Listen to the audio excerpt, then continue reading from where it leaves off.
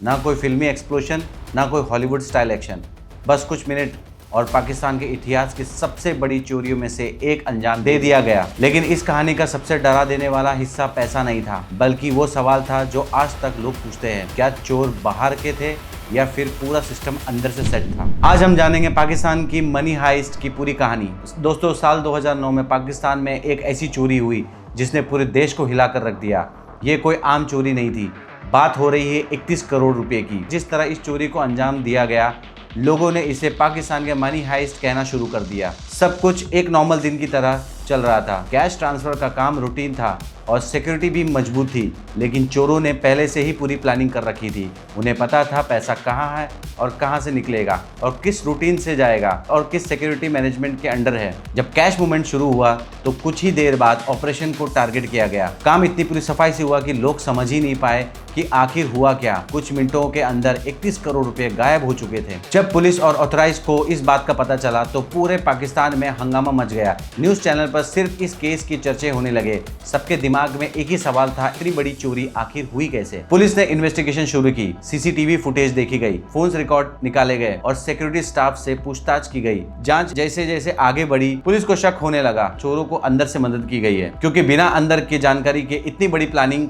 कर ही नहीं सकता कोई। चोरों को कैश के मूवमेंट का पूरा डिटेल पहले से पता था। पुलिस ने कई लोगों को गिरफ्तार भी किया और कुछ पैसे भी रिकवर होने की खबरें भी सामने आई। लेकिन आज भी इस केस के कुछ पहलू ऐसे हैं जिन पर लोग बहस करते हैं। 31 करोड़ की ये चोरी पाकिस्तान के सबसे बड़े क्राइम केस में से एक मानी जाती है। इसने सिक्योरिटी सिस्टम की कमियों को भी सामने ला दिया कि इंसान अगर बहुत प्लानिंग भी करे तो ये सिस्टम को भी तोड़ सकते हैं। शुरुआत में किसी को यकीन ही नहीं हुआ 31 करोड़, क्या वाकई में इतना पैसा लूट लिया गया। लेकिन जैसे ही ऑथराइज ने अमाउंट कंफर्म किया, पूरे पाकिस्तान में हंगामा मच गया। न्यूज चैनल पर ब्रेकिंग न्यूज चलने लगी। लोग सोशल मीडिया और चाय की दुकानों पर सिर्फ इसी केस के बारे में बात करने लगे। सबके दिमाग में एक ही सवाल था, इतनी बड़ी सिक्योरिटी फेल कैसे हो गई। पुलिस का प्रेशर। अब पुलिस के पास दो चैलेंजेस थे, पहला पैसा रिकवर करना और दूसरा मास्टरमाइंड को पकड़ना। इन्वेस्टिगेशन टीम बनाई गई थी, फोन रिकॉर्ड्स निकाले गए, सीसीटीवी फुटेज खंगाले गई, हर उस इंसान से पूछताछ हुई कैश ऑपरेशन से जुड़ा हुआ था। लेकिन जितनी इन्वेस्टिगेशन बढ़ रही थी उतना ही केस उलझता जा रहा था। अब इसके बाद आता सबसे बड़ा ट्विस्ट। इन्वेस्टिगेशन के दौरान कुछ ऐसे क्लूज मिले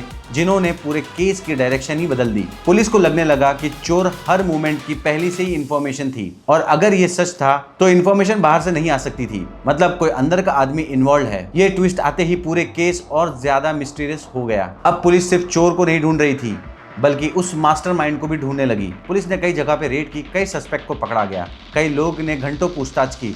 हर अरेस्ट के बाद लगता था कि केस सॉल्व होने वाला है, लेकिन फिर कोई नया सवाल सामने आ जाता है। मीडिया भी लगातार कवरेज कर रही थी और पब्लिक का प्रेशर बढ़ता जा रहा था, क्योंकि 31 करोड़ की चोरी सिर्फ पैसों का नुकसान नहीं था, ये सिक्योरिटी सिस्टम की क्रेडिबिलिटी का सवाल बन चुका था। सबसे बड़ा मिस्टीरियस ये था, लूटा गया पैसा आखिर गया कहाँ। 31 करोड़ कोई छोटी रकम नहीं होती, इतने पैसे को छुपाना भी आसान नहीं। पुलिस को कुछ रिकवरी मिली, लेकिन पूरी रिकवरी कभी एक सिंपल काम नहीं थी। हर रिकवरी के साथ एक नया नाम सामने आ जाता था और हर नए नाम के साथ केस और गहरा हो जाता था। साल बीत गए, लेकिन इस केस से जुड़ा हर सवाल लोगों के दिमाग में है। क्या मास्टरमाइंड पकड़ा गया था? क्या पूरा पैसा रिकवर हुआ था? क्या इनसाइडर थ्योरी सच थी या फिर असली कहानी कभी सामने ही नहीं आई? 31 करोड़ की चोरी ये सिर्फ एक रॉबरी नहीं थी, ये प्लानिंग, इंटेलिजेंस और सिस्टम कमजोरियों की कहानी थी और शायद इसलिए लोग आज भी इसे पाकिस्तान के असली मनी हाइस्ट के नाम से याद करते हैं। लेकिन आप क्या सोचते हैं, क्या ये काम सिर्फ एक गैंग का था या फिर सिस्टम के अंदर बैठे कोई शख्स का था? कमेंट करें, जरूर बताना।